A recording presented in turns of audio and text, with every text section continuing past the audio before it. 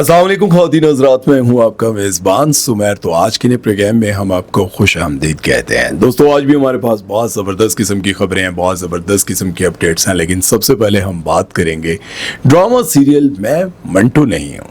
इस ड्रामे के बहुत ज़्यादा चर्चे हैं और इसी ड्रामे के खिलाफ भी बहुत ज़्यादा लोग बोल रहे हैं ये फ्लॉप है या हिट है। इस पर तो हम डिटेल वीडियो एक अलग से बनाएंगे और आप लोगों को बताएंगे कि यार इस ड्रामे के लोग कितने दीवाने हैं, इस ड्रामे के एक एक जुमले के लोग कितने दीवाने हैं, इस ड्रामे की कहानी और इस ड्रामे में काम करने वाले फनकारों के लोग कितने दीवाने हैं। और जो लोग खलील साहब से पुरानी रंजिशें रखते हैं या फिर उनसे दुश्मनियां रखते हैं और इस ड्रामे पर अपनी रंजिशें निकाल रहे होते हैं, इस ड्रामे की बुराइयां कर रहे होते हैं, तो मैं आपको एक ऐसी वीडियो बनाकर दिखाऊंगा अपने मेन चैनल पर। मैं आपको ऑडियंस में लेके जाऊंगा, अवाम में लेके जाऊंगा और आपको दिखाऊंगा कि अवाम इस ड्रामे को कितना पसंद कर रही है। खैर, इस ड्रामे के हवाले से आपको बताएं कि आपने देखा होगा इसमें एक कैरेक्टर जो कि सायमा जी कर रही हैं।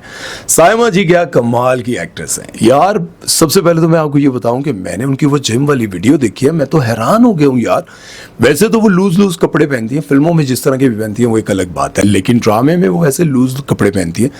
मुझे अंदाजा नहीं था कि वो 55 साल की उम्र में इतनी फिट है और इतनी जबरदस्त वो ट्रेनिंग कर रही हैं। खैर, इसके हवाले से उन्होंने ये बताया, खलील साहब ने एक पॉडकास्ट में या इंटरव्यू में उन्होंने बताया कि भाई ये जो कैरेक्टर है ना, जो सायमा जी कर रही हैं इस ड्रामे में, वो मैंने सोच के लिखा था सबा हमीद को। और सबा हमीद मेरी बहुत अच्छी दोस्त, मेरी नहीं खलील साहब की, बहुत अच्छी दोस्त भी हैं। वो कहते हैं कि मेरी उनसे बहुत ज़्यादा लड़ाइयाँ भी होती रहती हैं, बहुत ज़्यादा इख्तलाफात भी चलते रहते हैं।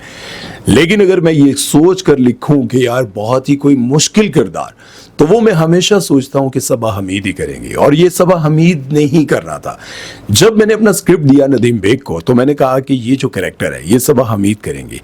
तो उन्होंने कहा कि इस बार हम सायमा जी को लेना चाहते हैं, आप एक दफा ट्राई कर लें, सोच लें कि अगर ये कैरेक्टर सायमा जी करें तो कैसी लगेंगी। तो खलील साहब ने सायमा जी का नाम सुनते ही कहा हाँ यार सायमा तो बहुत जबरदस्त करेगी, बहुत अच्छा करेगी। क्योंकि उनके दिमाग में शायद ये नहीं था, क्योंकि हमेशा राइटर जब भी कोई कहानी लिखता है तो उस किरदार को अपने जहन में रखता है और सोचता है कि यार ये किरदार कौन कर सकता है और कौन बेहतर कर सकता है। तो वो कहते हैं कि हमेशा मैं सोचता हूं, और इसमें कोई शक नहीं, सबा हमीद बहुत ही कमाल की आर्टिस्ट, बहुत ही कमाल की।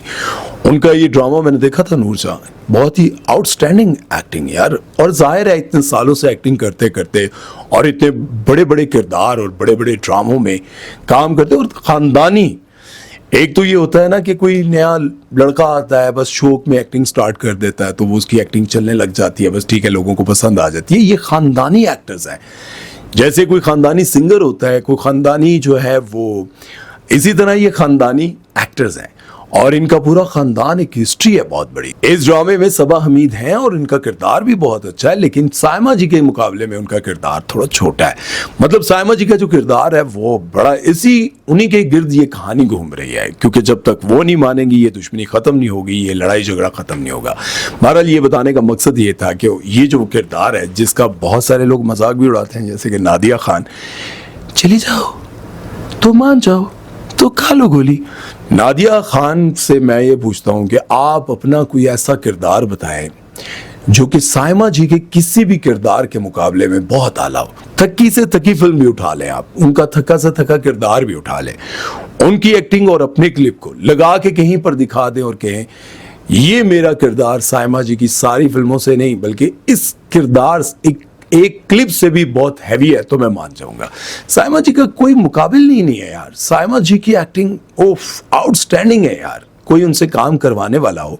बहरहाल जो क्वालिटीज उन्होंने बताई थी नदीम बेग ने, वो कहते हैं कि सेट पर 5 वक्त की नमाज, किसी से कोई फजूल बात नहीं, और सुपरस्टार है, ऐसा नहीं है कि कोई छोटी मोटी एक्ट्रेस है, और अपने काम के बारे में बार बार पूछती हैं कि मैंने अच्छा किया है, मैंने ठीक किया है, आप खुश हैं। और इसी ड्रामे की जो मेन हीरोइन है सज्जल अली, वो कहती हैं कि जब मुझे इनके साथ रूम शेयर करना पड़ा, आजकल आपको पता है जितने स्टार्स हैं वो अपने अपने अलग अलग कमरे में बैठते हैं, ठीक है, तो उन्होंने बताया कि जब मुझे ये पता चला कि मुझे इनके साथ रूम शेयर करना पड़ेगा, क्योंकि मेरे सारे सीन जो हैं वो ज़्यादातर सीन जो हैं वो सायमा जी के साथ हैं, तो मैं इतनी परेशान हुई कि यार इतनी बड़ी स्टार हैं, पता नहीं नक चिड़ी होंगी, इनके साथ काम करते बड़ा मसला होगा यार।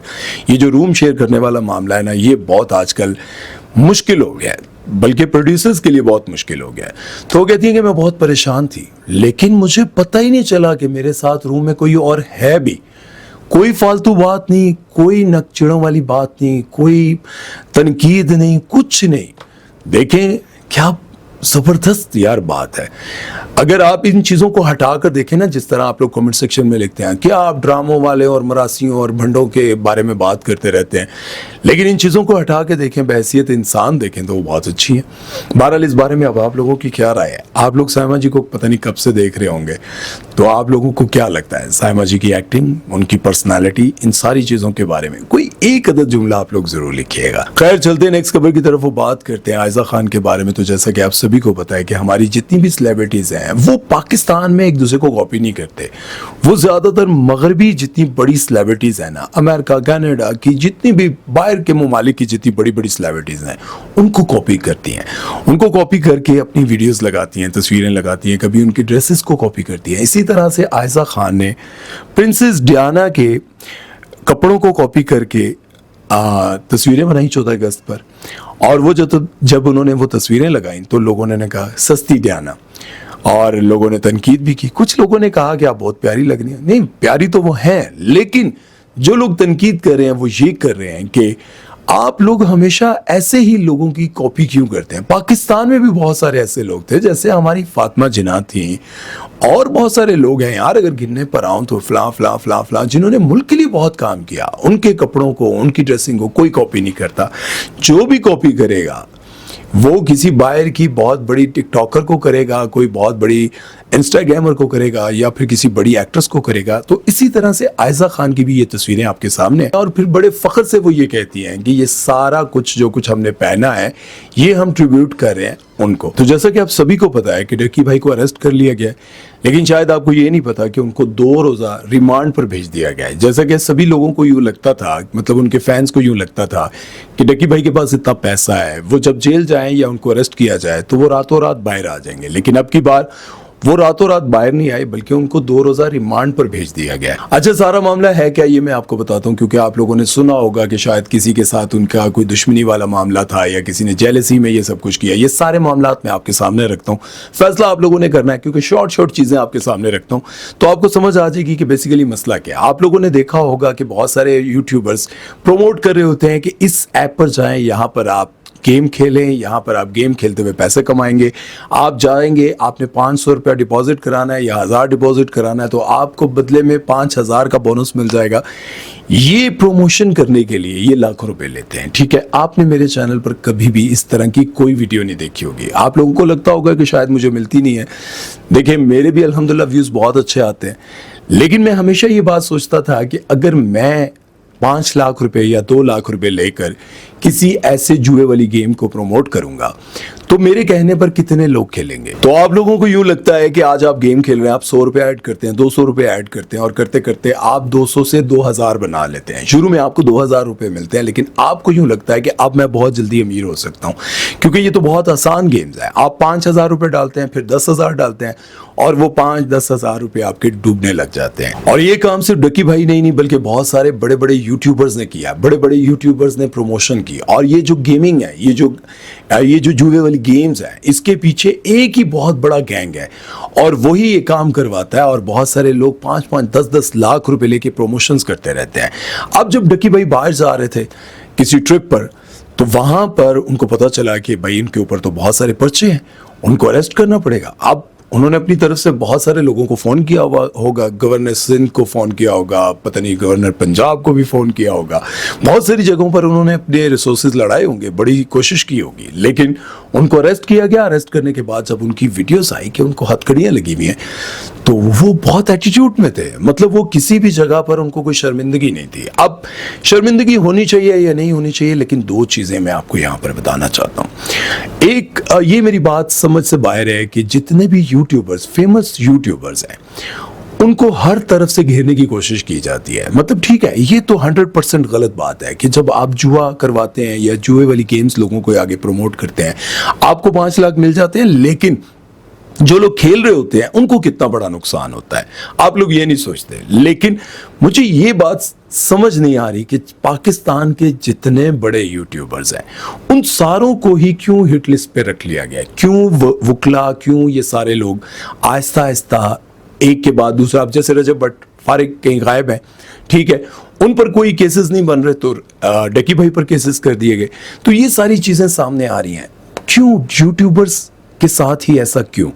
ये मेरा सवाल है। मतलब यूट्यूबर्स, लोग कहते हैं कि अपनी फैमिलीज दिखाते हैं, अपने फैमिली को नचाते हैं, सारा कुछ करते हैं, लेकिन दूसरी तरफ देखा जाए तो टीवी पर अपनी फैमिलीज को नहीं बल्कि दूसरों की फैमिलीज को नचा नचाकर प्रोग्राम किए जाते हैं, लेकिन वहां पर कोई एहतजाज, कोई इनके खिलाफ नहीं बोलता। बड़े बड़े स्टार्स आप देख लें, शोज होते हैं, वहां पर नचवाया जाता है और नचवाने के बाद पैसे इकट्ठे किए जाते हैं। वहां से वो यूट्यूब से भी पैसे कमाते हैं, वो टीवी से भी पैसे कमाते हैं, वो शोज इंटरनेशनल लेवल पर चलते हैं, वहां पर भी पैसे कमाते हैं। ये सब कुछ होता है। अभी 2-4 दिन पहले की बात है जब इन्होंने एक वीडियो लगाई और मैंने पहली बार इनका पूरा वो व्लॉग देखा और मुझे बड़ी खुशी हुई जब इन्होंने 10 करोड़ रुपए का घर लिया। अब ये 10 करोड़ का घर लेते ही इनको क्या नजर लग गई है? क्या ये दुनिया की नजर में आए और लोगों को लगा कि यार इस बंदे की टांग खींचनी चाहिए? आखिर कोई तो ऐसा हो सकता था जो इनको पहले से आगाह कर दे कि यार ये काम ना करो वरना मैं तुम्हारे ऊपर केस कर दूंगा। और हो सकता है किसी ने आगाह किया और उनको लगा हो कि भाई मेरा तुम क्या बिगाड़ सकते हो, मेरे तो बहुत दूर दूर तक हाथ हैं। जिस तरह काशिफ ज़मीर वो कहते थे कि मेरे बड़े दूर दूर तक मेरी पहुंच है, फिर सीसीडी ने उठा लिया और फिर उन्होंने जो वीडियो आई वो भी आप लोगों ने देखी।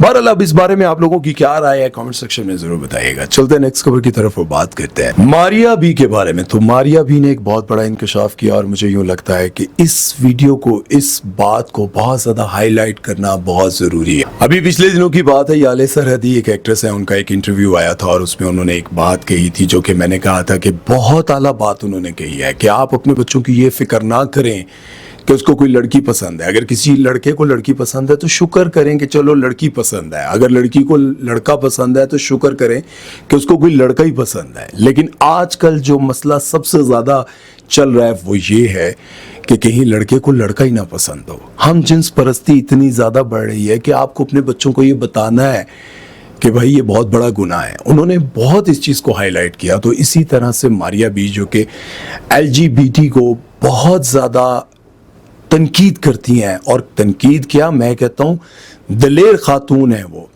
और बड़ी दबंग खातून है जो अपने बिजनेस, अपनी इन सारी चीज़ों की परवाह किए बगैर इस कौमे लूत वाली हरकतों के खिलाफ बात कर रही हैं, आवाज़ उठा रही हैं।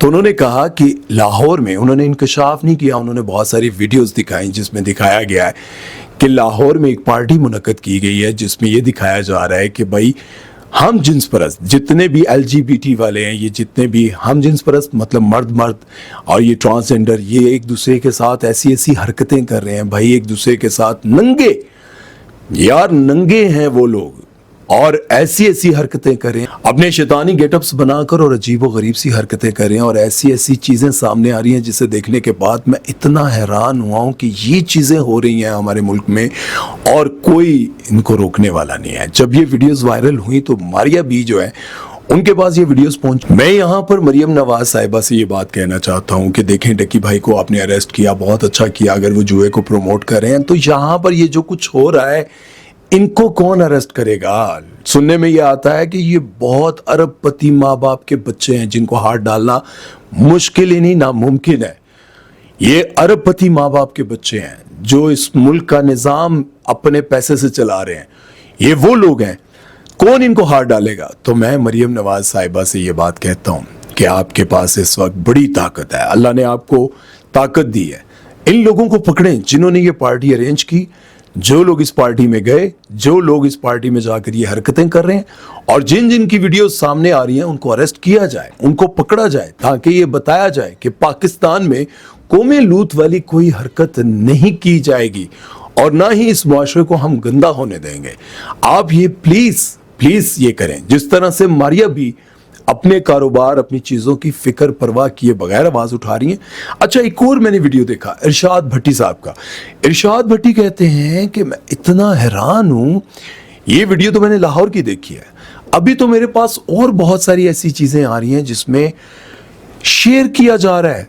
शेयर कैसे किया जा रहा है? पर्सन शेयर, मतलब बीवी से शेयर करना, ठीक है, कजन से शेयर करना, बहन शेयर करना। उफ अल्लाह, कैसा दौर आ गया है, कैसे बेगैरत वो लोग हैं जो ये समझते हैं कि आज पार्टी में जाएंगे और किसी की बीवी को अपने पास रख लेंगे और अपनी बीवी, मैं कहता हूं डूब मरना चाहिए इनको, डूब मरना चाहिए इनको सजा देनी चाहिए। ये वो लोग हैं जो सजा के हकदार हैं। और इरशाद भट्टी साहब ने कहा कि ये पार्टीज लाहौर पाकिस्तान के प्राइवेट इलाकों में बहुत ही आला किस्म की हो रही हैं। और कौन लोग हैं जो इनको सपोर्ट कर रहे हैं, कौन लोग हैं जो इस पर पैसा लगा रहे हैं। खैर, ये खबर तो मैंने आप लोगों को बता दी और आप लोगों ने सोशल मीडिया पर देख भी ली होगी, लेकिन अब इसका करना क्या है ये आप लोगों ने कमेंट सेक्शन में जरूर बताना है। और इस वीडियो को ज्यादा से ज्यादा शेयर करें ताकि उन तक पहुंच सके जो करता धरता है, जिनके पास पावर है, जो ये सब कुछ कर सकते हैं।